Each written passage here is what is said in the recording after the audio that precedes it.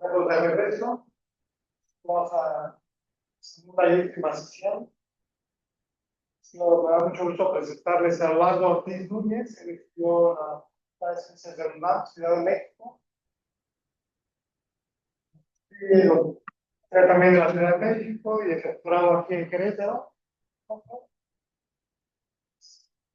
Yo tuve la oportunidad de darle clases en la licenciatura, estaba cambiando de física a matemáticas. La clase de geometría de superficies en el espacio de Minkowski. Es como la geometría euclidiana, pero con la métrica de Lorentz, que viene de la física. Y aguanto las tesis de la maestría y doctorado. También fue un grupo.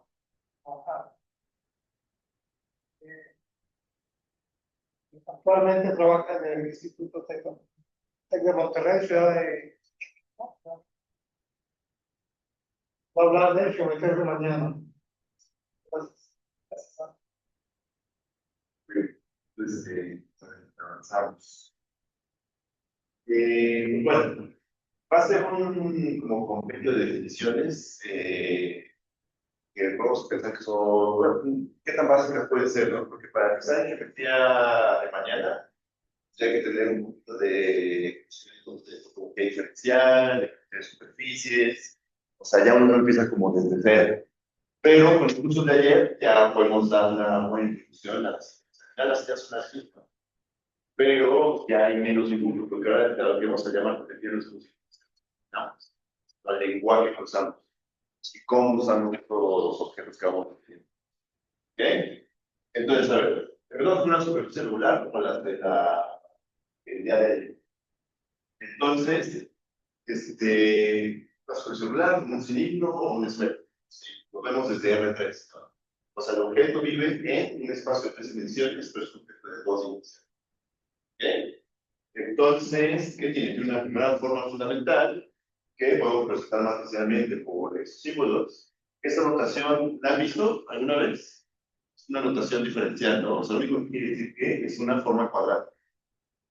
¿Ok? Y también viene acompañada de una segunda forma fundamental. ¿Qué son estos de acá? Acuérdense, la primera forma fundamental simplemente son, si yo agarro mi parametrización, de un abierto de R2, lo mando a mi superficie de R3, pues voy a tener mis derivadas parciales de la parametrización. ¿Ok? ¿Y los que son? Son las direcciones de ciertas curvas. Entonces van a tener vectores y estos símbolos acá simplemente están definidos como los productos de esos vectores. Si no se acuerdan qué son estos símbolos, acuérdense de que el producto punto, este aquí no es más que el producto punto entre estos dos vectores. ¿Quiénes son estos dos vectores? Son, básicamente agarro la parametrización, dejo la V y fija, dejo correr la U, eso me da una curva. Entonces la derivada parcial, ¿quién es? Es el vector tangente, el vector velocidad de esa curva. ¿Ok? Entonces lo voy calculando y después ¿quién va? F. F nada más estoy cruzando, entonces es la derivada parcial respecto de U, punto, la derivada parcial respecto de V, y G es la parcial de V punto, la parcial respecto de V. ¿Ok? Entonces, esos son los famosos coeficientes de primera forma fundamental, que es lo que miden la geometría intrínseca de la superficie. ¿Ok? ¿Qué es lo que están midiendo? La segunda forma fundamental, como minúsculas, traen otra cosa. No se acuerdan ayer, Samantha les habló de el campo formal. Tienen una superficie y en todos los puntos le asocian un campo vectorial con un vector que es ortogonal a la superficie. ¿Ok? Entonces, ¿qué hacen? Lo derivan en las dos direcciones. Póngase por aquí viene la dirección U, por acá viene la dirección B. ¿Ok? Entonces, ¿quiénes son? Nada más es el producto punto de N con la segunda parcial respecto de Pues F va a ser N por la parcial usada y que va a ser N por la segunda parcial respecto de. ¿Ok? Entonces, la primera forma fundamental son primeras derivadas, es decir, la aproximación lineal. Y la segunda forma fundamental ya es una aproximación de orden cuadrado, pero respecto de este objeto que es el campo normal unitario. ¿Ok? ¿Y el campo normal unitario qué tiene? Si yo lo proyecto sobre la superficie, ¿qué proyecta? Es ortogonal, ¿verdad? ¿Qué proyectará cuando yo proyecto luz ortogonalmente a ese campo vectorial? ¿Qué sombra hace sobre la superficie? ¿Me da una flechita? Que me da un punto, ¿verdad? Completamente ortogonal. Entonces quiere decir que ese vector n no es parte de la superficie como tal, es parte de la superficie vista inmersa en R3. ¿Ok? Entonces, ahí hay información sobre la superficie, mientras que hay información de la superficie respecto del espacio en el que vive. ¿Ok? Bien, creo que sí. Ok, pues con esas dos informaciones podemos sacar la fórmula clásica de la velocidad. ¿Ok? ¿Quién es? Es cómo se mide respecto a la segunda forma fundamental y respecto a la primera. En la primera, esto de aquí representa el área de un paralelogramo con estos vectores. ¿Ok? Lo puedo hacer. Bueno, entonces, esto de acá con este es XQ y ese es XV. ¿Ok? Pues agarro el producto del paralelogramo y toda esta área está asociada a este número que es E menos F cuadrado. ¿Ok? Entonces ahí está midiendo el área y a veces parece mucho, no es que no va a ser un área tal cual, porque estoy midiendo productos de segundas derivadas respecto del vector normal. Está dando una información ligeramente diferente. ¿Ok? Pero lo que vale la pena recalcar de aquí es que está comparando información extrínseca, es decir, de cómo está la superficie en R3 respecto de información que tengo solo de la superficie. ¿Ok? Eso es lo interesante de la forma. Ok. ¿Han escuchado hablar de isometrías? ¿No? ¿Más o menos? Ok. Pues bueno, ¿qué es una isometría? Es algo que preserva. ¿Qué preserva? Pues la medida, el nombre, ¿no? Es algo que mide lo mismo. ¿Ok? Entonces preserva medidas. Entonces, cuando yo calculo isometrías, vamos a pensar en una superficie a otra que sale en R3. Más que estoy pensando en movimientos rígidos, que básicamente hacen trasladar y cortar la superficie.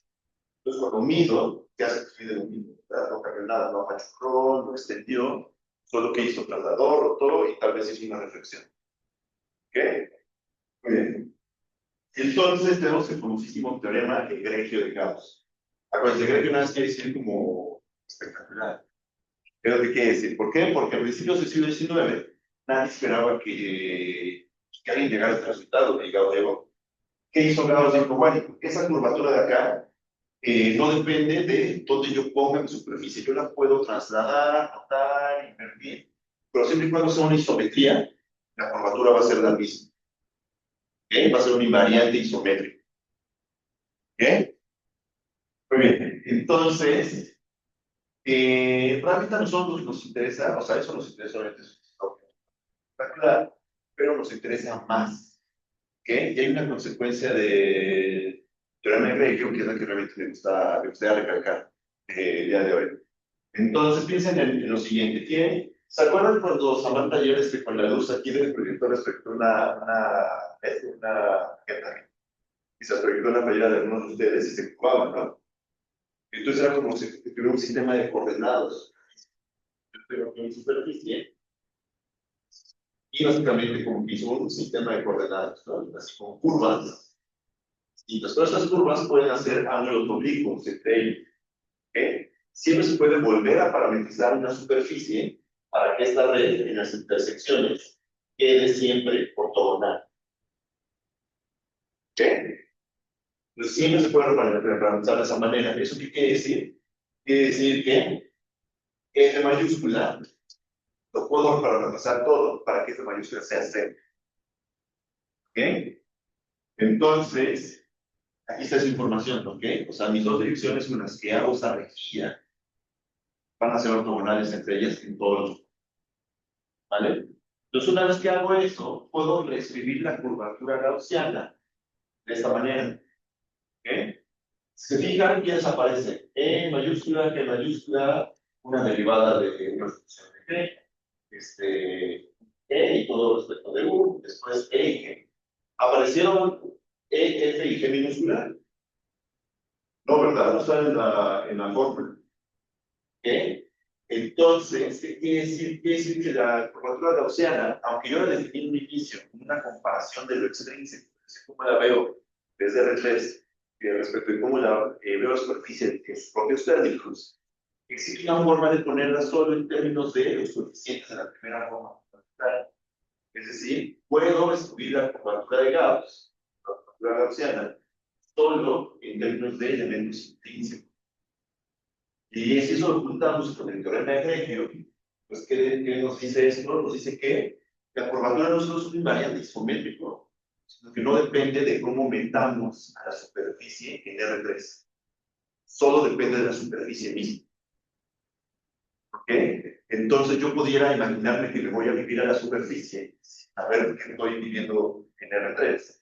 Solo vivo en la superficie, puedo medir su curva. ¿Ok? Eso tiene sentido, pues aquí en el planeta Tierra podemos medir la curvatura de la superficie sin tener que ir al espacio, ¿no? Tiene sentido.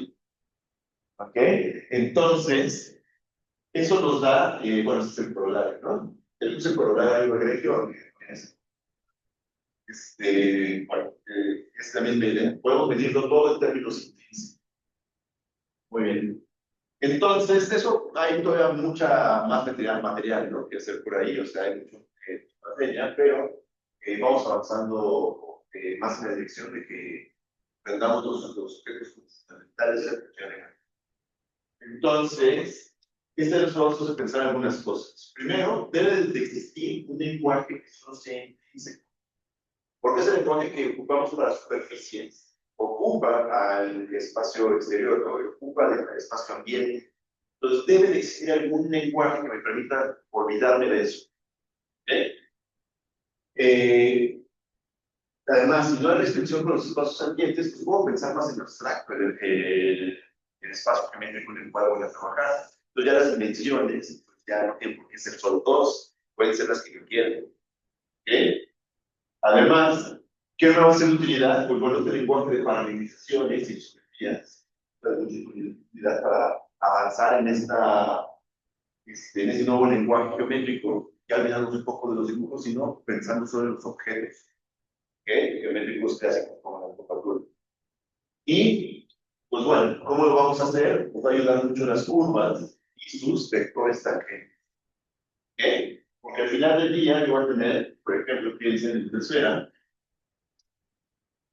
en tu esferita, y acá tengo una curva que va por acá.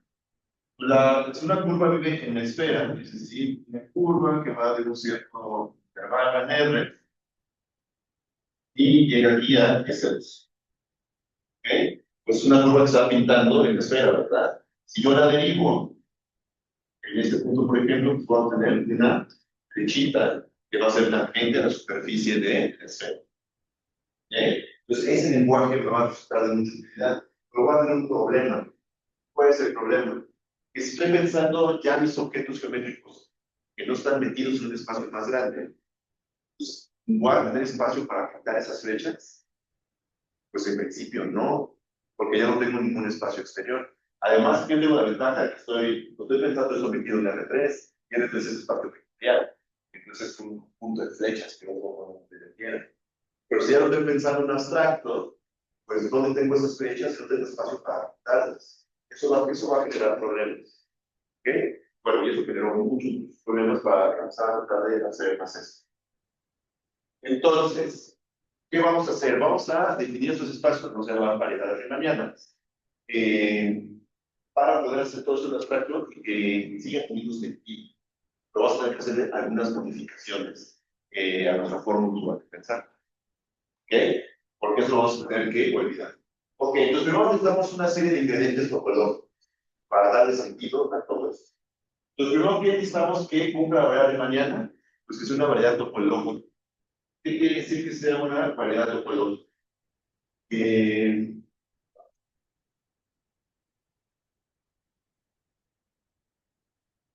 ¿Han escuchado ese término, la variedad topológica? ¿No? Es sencillo, no hay que preocuparnos de todo eso, ya lo defino. Entonces, N es una variedad topológica, sí, Una variedad de para toda P, en N existe un abierto alrededor de tal que ese abierto va a ser homeomorfo a un cacho de R. ¿Ok? Piensen en la esfera, por ejemplo. Yo estoy parado aquí en este punto. Yo puedo, por ejemplo, este está aquí en el polo. Corto alrededor del polo, cachito, y ese siempre lo puedo aplanar. Y ya es un cachito de red. ¿Ok? Si piensan en toda la esfera, va a estar difícil, ¿verdad? Porque voy a tener que romperla y eso ya no es continuo. Entonces ahí tengo ese problema. Pero si yo nada más corto ese cachito, la transformación es continua porque la puedo manejar sin romperla. ¿Ok? Esta es una cuestión técnica que se hace con numerable, o sea, para que saben más de topología. Nada más es que las bases de la topología, bueno, que la topología tiene una base numerable. ¿Ok? ¿Qué es una base de la topología? Piensen en las bolas abiertas de red. Nada más. Si eso es numerable, ya acabaron. ¿Ok? Entonces, segundo numeral. Y Hausdorff nada más es respecto a la separación. Si yo tengo dos puntos que son diferentes en mi espacio, yo puedo encontrar dos abiertos, es decir, dos elementos de topología, para que la intersección sea vacía. Siempre puedo separar mis puntos por abierto. Es lo único que quiere decir Hausdorff. Ok. Entonces, ¿qué requiero de mis parametrizaciones? Que a veces, si van a los libros, van a querer llamar K. Pero eso nada más, no se fijen mucho en eso, no tiene que ver con el sentido. ¿Ok? Entonces, a ver, ¿qué quiere decir esto de las parametrizaciones?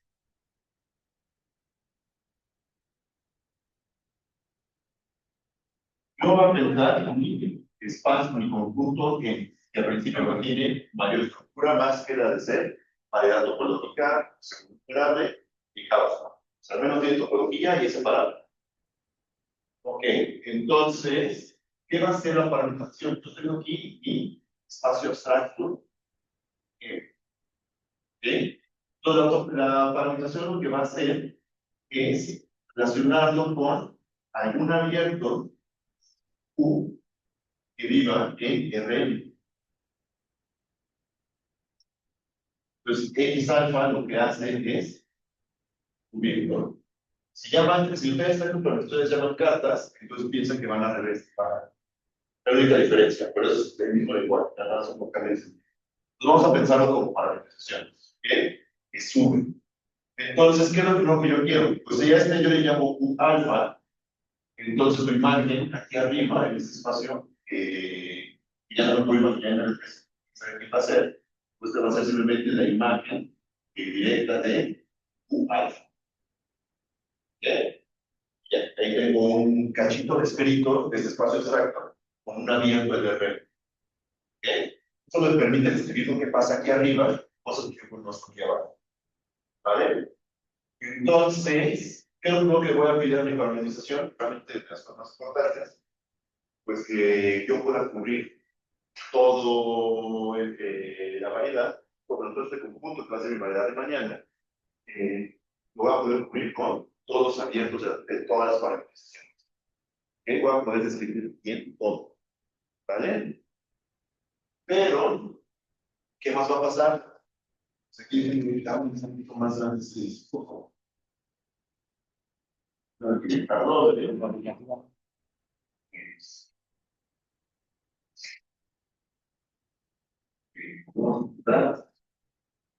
U.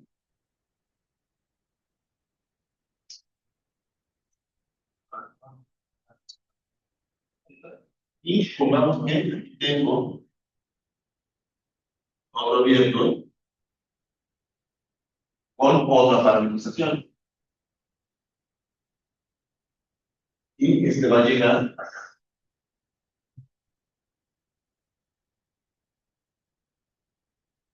¿Ok? Entonces, así voy cubriendo todo el espacio. Pero ¿qué pasa aquí en las intersecciones? Pues, por ejemplo, yo voy a tener estas como doblemente descritas. Voy a tener dos objetos o más que están escribiendo los mismos puntos.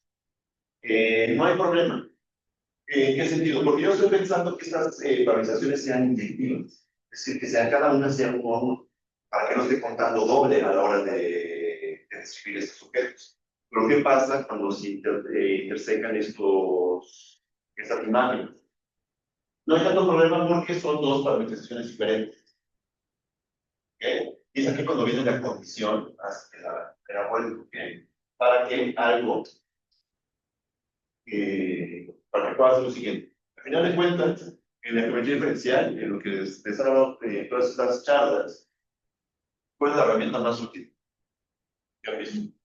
Yo lo que siempre hace el curso de geometría diferencial, como ya visto hasta ahora. Derivar, ¿no? O sea, el nombre lleva la penitencia. Si se llama diferenciable es porque hay que derivar. ¿Ok?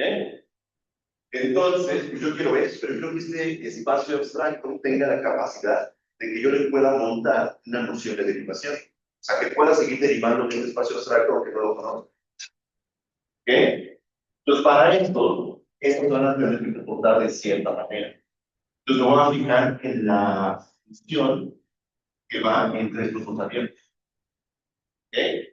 ¿Cómo la hago? Pues agarro esa intersección y la bajo con la imagen inversa. Y ahí defino esta operación. Entonces, voy a pensar en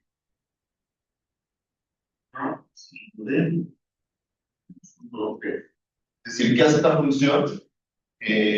Sube, llega a esta intersección y después con la inversa de esto, baja. Como es inyectiva, no importa que no sea sobre, simplemente me reseco aquí y baja, porque es inyectiva. Y entonces aquí va a llegar a otro cachito de este abierto. ¿Okay? Si esta función que va de un abierto de Rn, otro abierto del mismo Rn. Esas las conozco, son las de cálculo. Esas de cómo se derivan, de cómo se comporta el literal. Pues, ok, si una de esas, y todos esos cambios, cuando las intersecciones son diferentes del vacío, son diferenciables me refiero hasta infinito. Si tienen infinitas derivadas, son infinitamente diferenciables. Entonces, digo que el cambio de coordenadas, pues se llama así, cambio de coordenadas. El cambio de coordenadas es efecto diferencial, es decir, sí, con eso te basta para que pasen todas las intersecciones, para evitar, por ejemplo, cosas como la de el cono.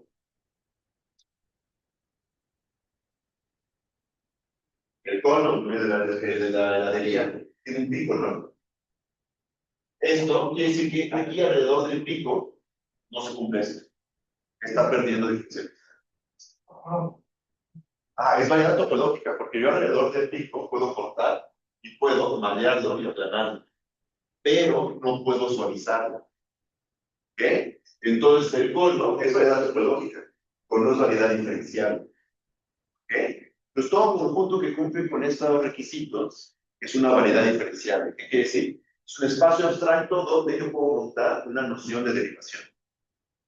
¿Ok? Sí. Ok. Hasta aquí llamamos puros ingredientes topológicos. ¿Vale? Los más interesantes, bueno, los más importantes en la base. ¿Ok? Todos hemos hablado de los ingredientes geométricos que hagan una variedad riemanniana algo geométrico. Estamos solo en variedad diferencial.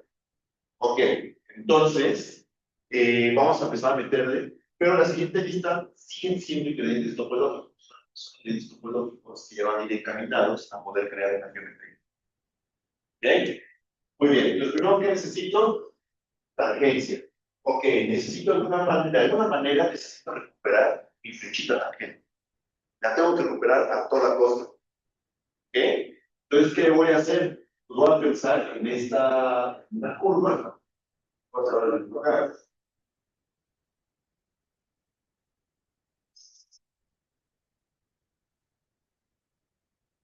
Ahora tengo aquí otra variedad sin abstracto. Y aquí la traza de una curva alfa.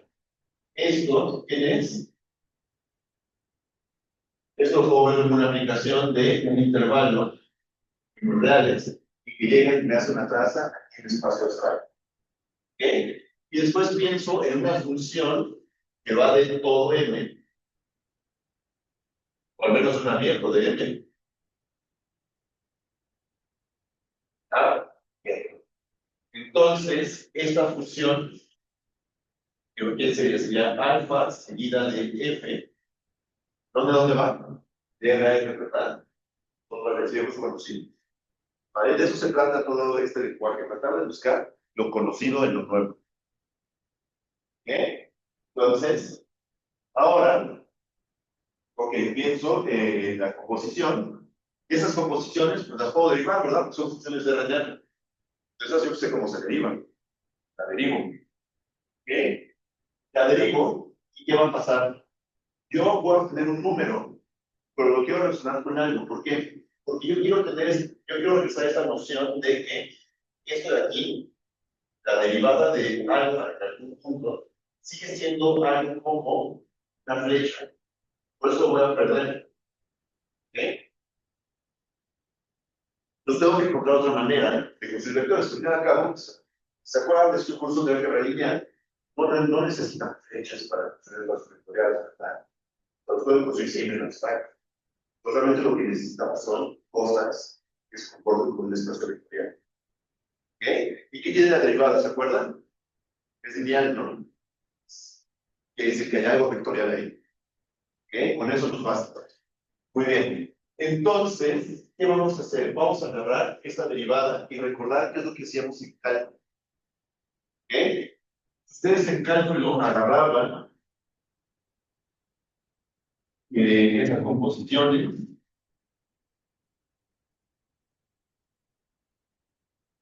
Vamos a pensar. Ustedes tenían una curva que va de un intervalo, vamos a ponerle R, de R a Rn, una curva en Rn, y después la componían con una función escalar que vaya. ¿Ok? Muy bien, entonces tienen esta composición. Sería alfa seguida de G. La derivan así con nociones de cálculo. ¿Y qué obtienen? ¿Se acuerdan quién era este objeto? ¿No? Ok, ahorita les cuento, no se preocupen. Entonces, si alfa prima, vamos a pensar en esta manera. En C, que es un vector X, ¿sí? Vector Rn. Entonces, este aquí era precisamente la definición de la derivada direccional de f en la dirección de x. ¿Ok? ¿Quién era este? Pues, hasta donde yo recuerdo, eso que era el gradiente de f por x. ¿Ok? Entonces, derivar la composición es calcular la derivada direccional. ¿Ok? Y se hacen este producto de coordenadas cartesianas que les queda. Les va a quedar algo desde i igual a 1 hasta n de x, y, o sea, las coordenadas del campo vectorial, bueno, del vector, por la derivada de f respecto de la y-ésima coordenada, ¿verdad? Sí, ¿no? Porque el vector radiante, ¿quién es? Es la proyección de derivadas parciales, ¿vale? Ganador. Entonces, siguen adelante con esto. Fíjense esto. Digo, esto no lo voy a fundamentar así súper bien, porque son ya más de los datos de lo que tenemos. Pero la idea es que más o menos sabemos de manera simbólica es.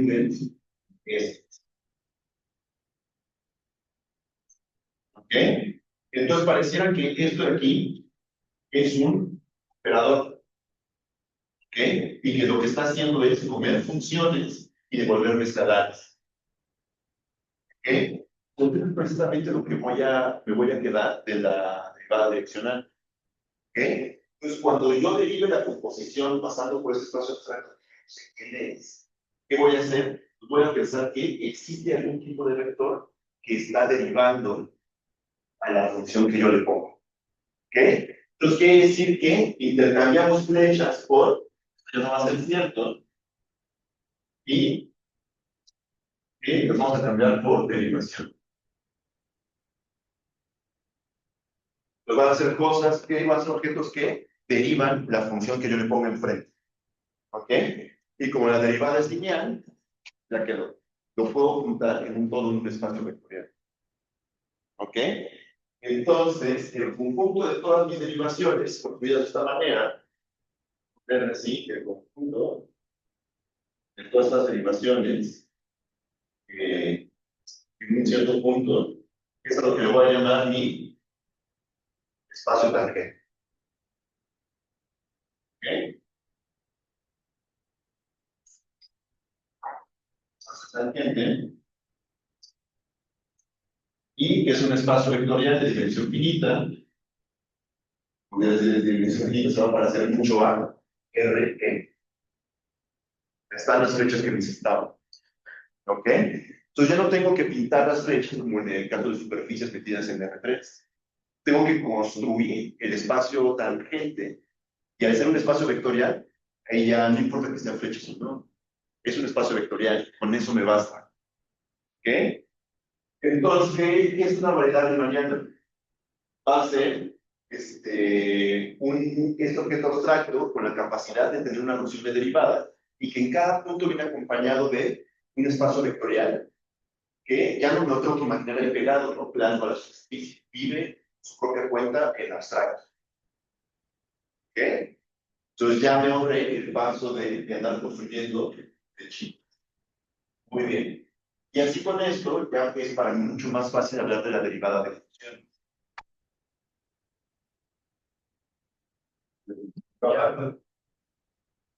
Ah, ok. Entonces, ¿quiénes van a ser, por ejemplo? Si yo tengo, aquí como dice, si ya tengo una función diferenciable de mi variedad de mañana, bueno, las dos de mañana, todas estamos en variedad diferencial. A R, pues ya puedo definir su diferencial. Entonces, ¿tiene su diferencial? Es una función lineal. Aquí hay que recalcar que esto de acá es una transformación lineal.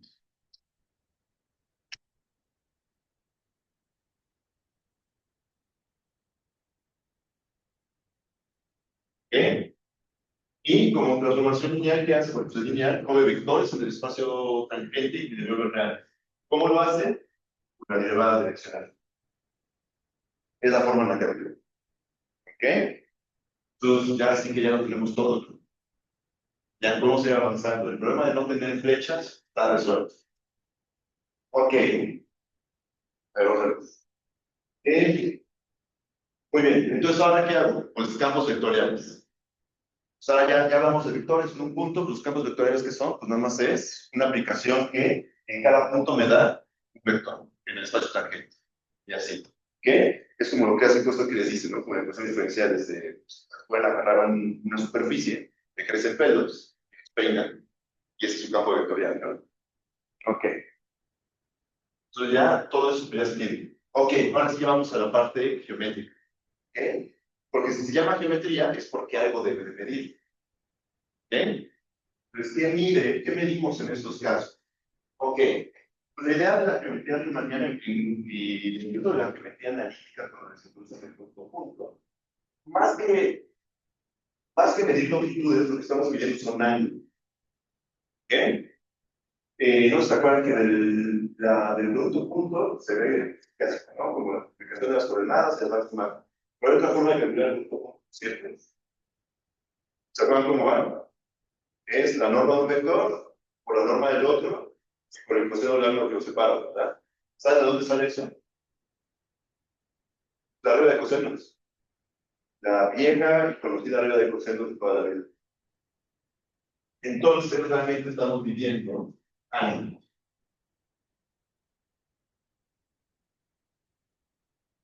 Ok, entonces esto me lo voy a llevar ahora a la variedad. Pero ¿cómo mido ángulos en un lugar curvo? Pues bueno, con el espacio tangente. Porque en cada punto vengo acompañado de un espacio vectorial de dimensión finita. Si es de dimensión finita, pues puedo representar ese espacio con un conjunto de flechas, que no lo sé. ¿Ok? Muy bien. Entonces con eso ya puedo empezar otra vez a medir ángulos. De nuevo. ¿Vale? Entonces, ¿qué es un producto punto? Agarra un vector, agarra otro, los multiplica y me da un real, ¿verdad? Ok, es lo que tiene que hacer la métrica de mañana para que funcione como si fuera un producto.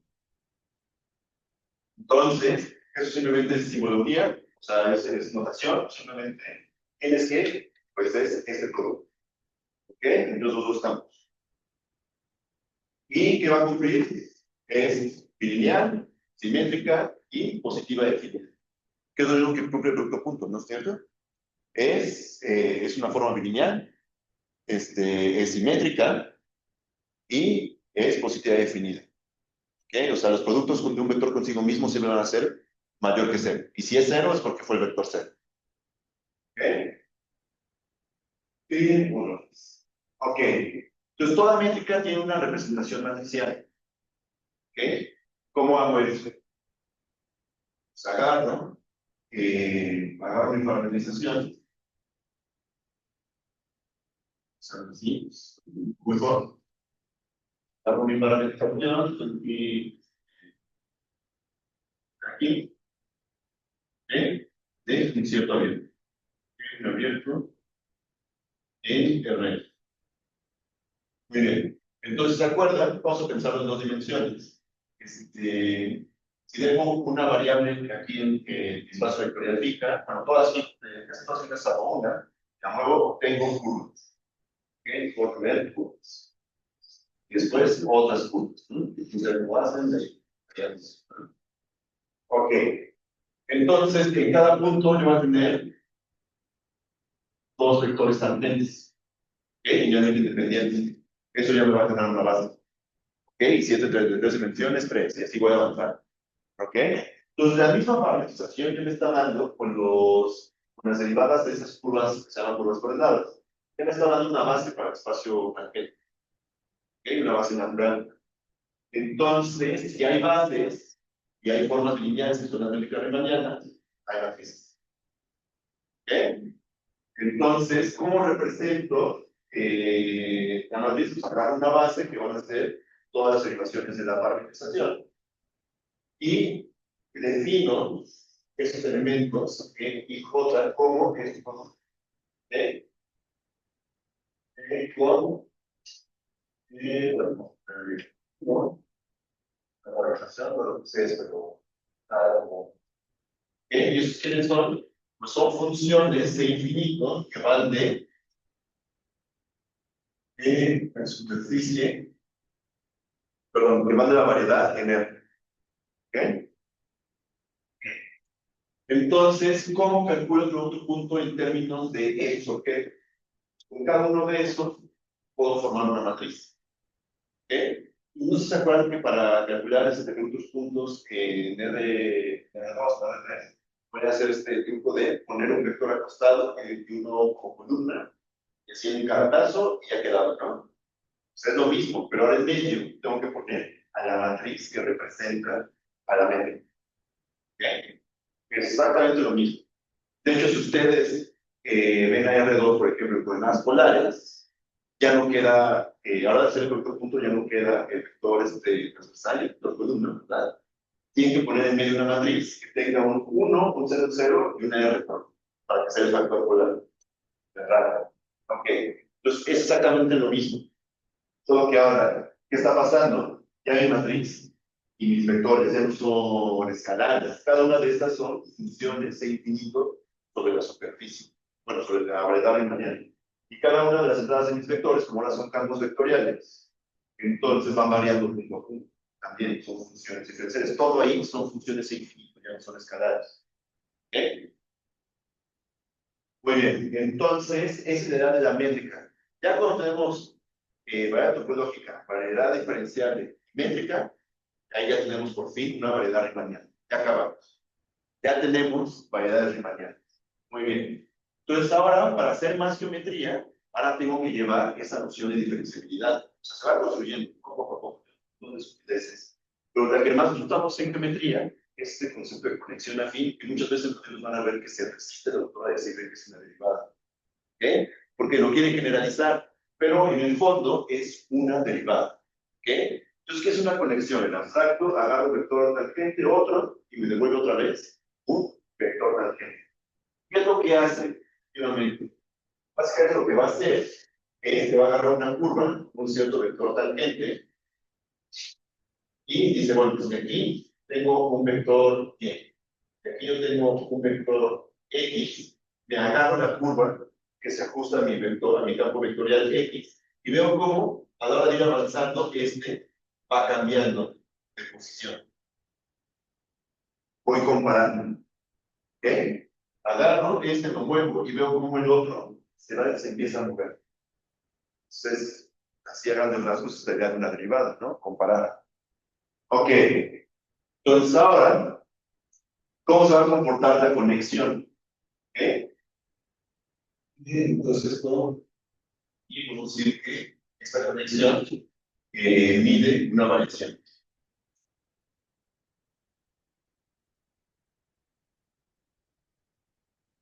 Ok. Entonces, básicamente, ¿qué mide? ¿Cómo cambia Y? En la dirección de X. ¿Ok? Es lo que está midiendo. Entonces, aquí en la entrada de abajo, abre sumas. También saca funciones diferenciables. ¿Ok? Esto es una especie de linealidad que tiene ahí abajo la conexión. Pero, ¿qué pasa arriba? Arriba también abre sumas, pero ya los sacó escalares. Ya me da una operación un poco diferente. ¿Alguien reconoce esa operación de sus cursos de cálculo? ¿No? ¿No le veo forma de algo de un viejo conocido? Pero veanlo bien. ¿Qué está haciendo? Me está diciendo cómo varía esto, ¿verdad? Pero lo primero que tienen que hacer, tienen que derivar f, ponerlo en la dirección de y, y después a f no lo toca, y ahora sí calcula la variación de y en la dirección de x. ¿Qué objeto conoce que se comporta así? Multiplicando, ¿no? La regla de Leibniz, ¿no? La famosísima regla de Leibniz de cálculo. Si yo como calculo un producto, derivo uno, dejo el otro, no le paso nada, lo multiplico más, ahora al revés. La famosísima regla de Leibniz, o regla del producto para derivar. Entonces, aquí está, ¿no? Aquí está estamos buscando el defecto, es una derivada de función. ¿Ok? Están viendo variaciones, y como una regla de Leibniz, una derivada. ¿Ok? Ok, de esas conexiones hay un montón. Yo puedo encontrar un montón para una variedad de mañana, pero hay siempre una en particular, ¿ok? Que es la famosísima conexión de Chebyshev. ¿Qué hacen? Que es libre de torsión. Es decir, que el corchete de Lie lo puedo calcular en términos de la conexión. ¿Qué es eso del corchete de Lie? Básicamente es, me avanzo en la dirección de X, avanzo en la dirección de Y, y después cierro el paralelogramo. Pero, pues ese paralelogramo, pues ya no estoy en un espacio plano, no siempre cierra. Y entonces esa diferencia que no lo hace cerrar es el corchete. ¿Ok? Este de aquí va a representar últimamente a el corchete. Ok. Entonces, que sea libre de torsión quiere decir que puedo medir eso en términos de la conexión. ¿Ok? Y que sea compatible con la métrica. ¿Qué quiere decir que sea compatible con la métrica? ¿Ya ven cara otra vez de lo que estoy? Esto de aquí es una función, ¿verdad? El producto punto. Porque ya multipliqué y hice todo y me quedó una función sin infinito.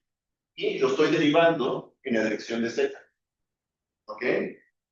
Esto es que tiene cara otra vez. Otra vez es otra regla de Leibniz, ¿verdad? Entonces quiere decir que se deriva bien de la métrica riemanniana con, bueno, que lo puedo expresar bien en términos de la conexión. ¿Bien? Es lo que quiere decir. Muy bien. Entonces, a ver, tenemos dos campos vectoriales. Un ejemplo de conexión. Vamos a Rn. Ok, tenemos un ejemplo súper sencillo. Y la conexión de Levi-Civita de Rayleigh es esta.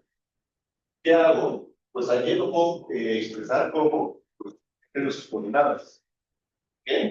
Y entonces, ¿qué hago? Derivo en cada una de sus coordenadas. La coordenada la derivo respecto de X. Y así es como defino mi conexión R. ¿Ok? Si se fijan,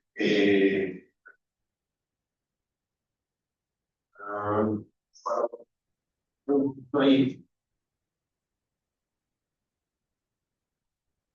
¿qué pasa cuando tienen una curva? Tienen una coordenada que depende de T y otra coordenada que depende de T. ¿No? Ok, entonces, si yo quiero calcular quién es la derivada del vector posición de mi curva en términos de su vector tangente, pues lo único que hago es derivar cada una de estas en la dirección del tangente. ¿Ok? Pero ¿qué es derivar en la dirección del tangente de cada una de las coordenadas? Es derivar la coordenada respecto del parámetro.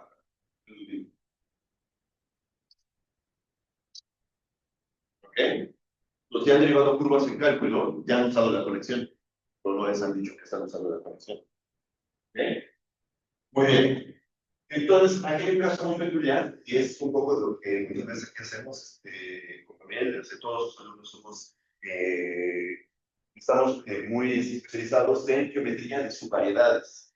Es decir, cómo veo un espacio dentro de otro. ¿Ok? Y para eso es esta famosa fórmula de Gauss. Entonces, ¿qué es lo que está pasando aquí? Voy a agarrar adentro de R, si quieren aquí lo vemos en R3, bueno, R3, una superficie, y me agarro dos campos vectoriales tangentes a mi superficie, M que es R3, ¿ok? Te aplico la conexión de Levi-Civita de R3. Aunque esos dos sean tangentes a la superficie, nada me asegura que el resultado va a ser un campo vectorial tangente a la superficie. ¿Ok? Entonces voy a tener que proyectar. Entonces, proyecto, el resultado lo proyecto hacia el plano tangente y va a quedar esto que también va a resultar ser una conexión. Y va a ser la conexión de Levi-Civita de la superficie descrita por sus propios términos. Y va a quedar esta cosa que es la segunda forma fundamental, pero una versión vectorial de la segunda forma fundamental. ¿Ok? Coinciden. No se las cuenta, se queda lo mismo, pero perfecto. Entonces, esta aquí es la parte tangente y va a ser la conexión de Levi-Civita de la superficie, la inducida desde el espacio ambiente. Y esta es la segunda forma fundamental que está relacionada con el vector normal. ¿Okay? Muy bien. Las conexiones también sirven para hablarles de estas geodésicas. ¿Okay? También tenemos el concepto de geodésica en las variedades de mañana. Pues tiene una sutileza respecto de las geodésicas de análisis. No son realmente la misma, pero coinciden realmente. ¿Okay? Ustedes les dicen geodésica, ¿qué piensan? ¿Qué es la geodésica? El camino más corto, ¿verdad? Ok, muy bien. Esto tal cual no me dice eso en principio. Eso lo que me está diciendo es que si yo tengo una curva que la conexión de su propio campo tangente cero, ¿qué quiere decir? Quiere decir que cuando yo voy transitando en la dirección de la curva, su vector tangente como que no cambia de posición, siempre es el mismo, de alguna manera. ¿Okay? ¿Qué curvas conocen así sencillas en R2, por ejemplo? Pues líneas rectas, ¿no?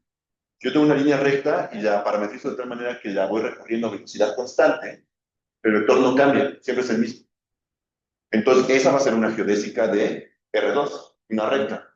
Perfecto, coincide con las usuales, ¿no? Lo que pensaríamos que es una geodésica. Pero ¿qué pasa si voy a la esfera?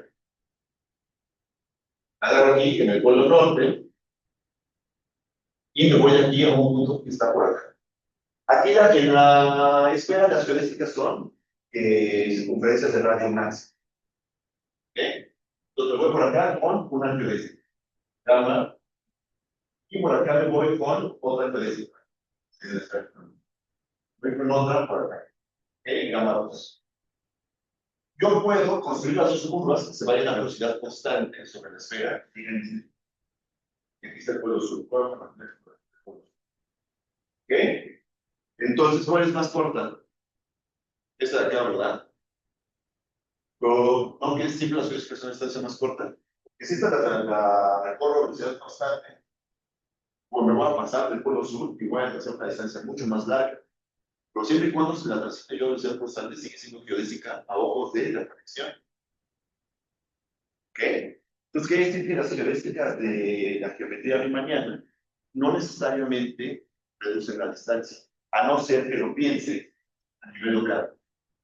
Lo pienso a nivel local, sí, localmente minimizan distancia. Pero si lo pienso en un aspecto más global de la variedad riemanniana, no necesariamente. ¿Ok? La esfera es un ejemplo. En el paso del polo sur, sigo teniendo una geodésica, pero ya no minimizo. ¿Ok? Entonces, esas son las diferencias que hay entre análisis y geometría. El análisis no tengo que decir efectivamente que no mide distancias, mientras que en geometría medimos algo. ¿Ok? Es un poco la diferencia. Aunque minimiza localmente la distancia. Y, pues bueno, esta es la idea, así que es información de físico, que eso coincide con la primera ley de Newton, en el sentido que las curvas naturales de los objetos, según la primera ley de Newton, son aquellas que la suma de todas las fuerzas sobre ese objeto suman cero, es decir, no están aceleradas. Por tanto, recorren sus trayectorias a velocidad constante. Es la información que está en la primera ley de Newton.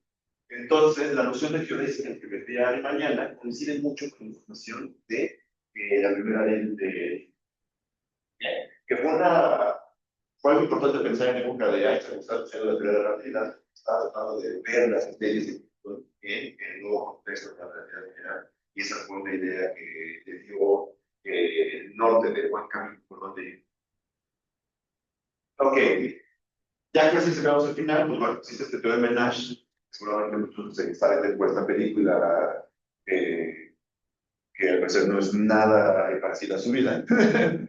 O sea, lo único que sabemos es que sí tuvo un problema mental fuerte. Pero bueno, Nash que demostró que ustedes, no importa qué tan abstracta sea su variedad riemanniana, van a poder encontrar un espacio vectorial de alguna dimensión mayor donde pueden encajar esa variedad con la misma métrica. ¿Ok? O sea, tal que la métrica que ustedes tienen en abstracto coincide con la métrica inducida desde ese espacio vectorial. ¿Ok? Esto quiere decir que las variedades riemannianas siempre las podemos ver a través de un espacio más grande, un espacio vectorial, un Rn. Entonces no hay tanto problema, ¿no? O sea, no tenemos que ser tan abstractos todo el tiempo, siempre podemos encontrar un Rn que tenga a mi objeto que construir. Ese es el teorema de Nash. Ok, entonces ya, para ir acabando, ¿cómo mido las curvaturas de una variedad riemanniana? Entonces, pues tenemos este objeto que es el famosísimo tensor de curvatura de Riemann. ¿Ok? Y que por supuesto va a estar en términos de la conexión, porque son los objetos fundamentales de la conexión. ¿Ok? Entonces, básicamente está diciendo, si yo derivo en lo que sobró del corchete, lo voy a comparar si voy por un camino haciendo secuencias derivadas de la conexión. ¿Ok? Si los caminos no coinciden, quiere decir que algo pasó. Y lo que pasó es que la variedad riemanniana no es clara. ¿Ok? Entonces yo voy extrayendo información poco a poco. Pero, por ejemplo, ¿quién sería el equivalente a la curvatura gaussiana en términos más generales de la riemanniana? Es un objeto que llamamos curvatura seccional. ¿Ok? Y que aparece otra vez este objeto. Este objeto otra vez se había aparecido en la curvatura gaussiana. ¿Ok? Menos m al cuadrado. Es otra vez el mismo objeto. ¿Ok? Y aquí está, ahora está en términos del tensor. O sea, en términos intrínsecos, es la forma de calcular la curvatura de Gauss. Y que hasta donde yo tengo entendido, esto fue lo que hizo Riemann. Riemann llegó hasta poder se preguntó, ¿cómo puedo a hacer una curvatura de gaussiana, pero más abstracta para los demás casos, y él llegó a esta. No al tensor. El tensor como tal creo que no duró nada que ver, eso se hizo después, pero hasta donde yo tengo entendido que llegó a esta expresión, algo similar. Ok, hay más curvaturas, ¿no? Y esto ya no hace para terminar todo este compendio que vive cómo se manejan las variables. Y está la curvatura de Ricci, que es una especie de promedio, si te dan cuenta. ¿Ok? Sumo en ciertas direcciones, me quedo con una en particular y promedio. ¿Ok? Alexa, se me olvidó de una que decía traer, donde vienen un dibujito, cómo funciona cada componente. Y esta, si yo recuerdo, muy bonito de unos círculos, donde vas moviendo los vectores y vas comprometiendo las situaciones. ¿Ok? Pero esto está relacionado con cómo las geodésicas de una variedad riemanniana se pueden acercar o se pueden alejar entre ellas. Esto está relacionado a la. Y por último, la curvatura escalar, que es el promedio del promedio, tal cual. ¿Ok? El promedio del promedio. Y ya está, ya es un escalar. ¿Ok? Sirve para determinar algunas cosas. Yo mi día a día casi no la uso, pero aparece en un lugar muy importante, y que son las ecuaciones del campo de Einstein. Primero, en 1905, Einstein hizo su famoso paper donde aumenta pero es la parte que le llamamos hoy en día la relatividad especial. Se tardó todavía 10 años en construir la segunda parte, que era la teoría que ahora llamamos teoría de la relatividad general, y que incluye esa teoría, incluye los fenómenos reflectores. ¿Ok? ¿Y cómo lo hace? Lo hace al pensar que este espacio-tiempo, que había modelado primero en la parte especial, el espacio y el tiempo son equivalentes. ¿Ok? Dijo, pues el espacio y el tiempo entonces deben de formar una variedad, una variedad de mañana. Por tal cual no va a ser mañana, hay que hacer un pequeño cambio para que las cosas funcionen, porque la métrica como tal ya no va a ser positiva definida, va a perder eso, pues ya no va a ser una métrica riemanniana, eso ya no es una métrica lorentziana, pero funciona muy similar, es lineal, es simétrica, pero pierde que sea positiva definida, ya no va a ser positiva definida. Pero va a ser no degenerada como forma bilineal, y entonces eso salva el tiempo. ¿Ok? Pero todo se puede construir de la misma manera. Tangentes, conexiones, corchetes, todo se puede construir de la misma manera. Y entonces, ¿a qué conclusión llegó Einstein? Que llegó a la conclusión de que la gravedad que producen los objetos con masa en el espacio-tiempo se puede interpretar como una curvatura de la variedad que representa el espacio-tiempo. Entonces, pasó de pensar con Newton que la gravedad era una acción a distancia que tenían las masas por alguna razón, a darle un sentido un poco más físico. Es decir, que la gravedad es un producto de la curvatura del espacio y el tiempo. Como el espacio y el tiempo se deforman, aparece la gravedad. ¿Ok? Eso es como lo vio Einstein. ¿Cómo lo pueden pensar los físicos? A partir de esta ecuación. Aquí está la física, pero así dicen los físicos. ¿Dónde está la física? ¿Por qué? Porque es el tensor de energía-momento. Aquí está todo lo físico. Masas, demás.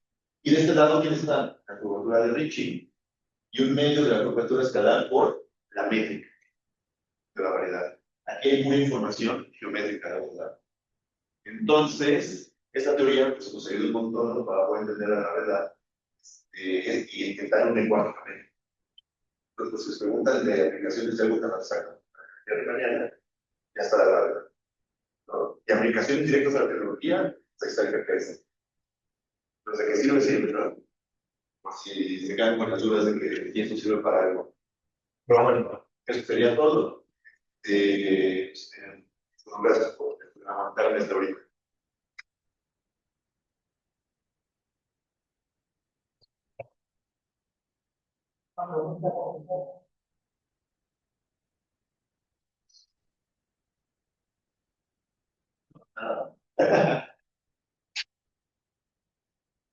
Bueno, cualquier cosa que voy a andar, entonces si les surge alguna duda, me pueden acercar o preguntar lo que quieran.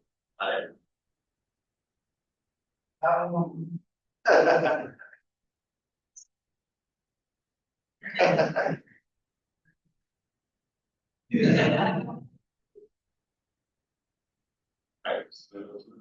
¿Cómo lo estás haciendo tu trabajo?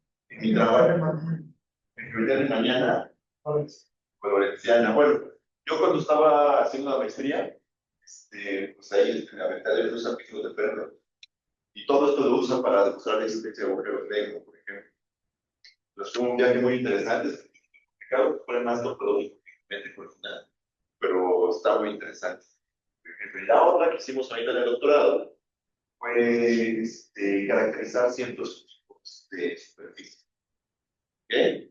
Particularmente aquellas, yo todo lo veo como desde afuera, ¿no? O sea, a mí me gusta ver las superficies en un espacio más grande. Entonces, algo para lo que sirvió mucho fue todo este lenguaje para tratar de ver cómo la manera de describir las superficies desde afuera, desde el espacio grande, que tuvieran poca libertad de las superficies. ¿Okay? O sea, que los objetos, para describirlo, tuvieran como una especie de derivada cero, y eso se les llama superficies paralelas. Los vectores y todo ese tipo de superficies. ¿Okay? Tienen muchas restricciones para moverse en el espacio ambiente.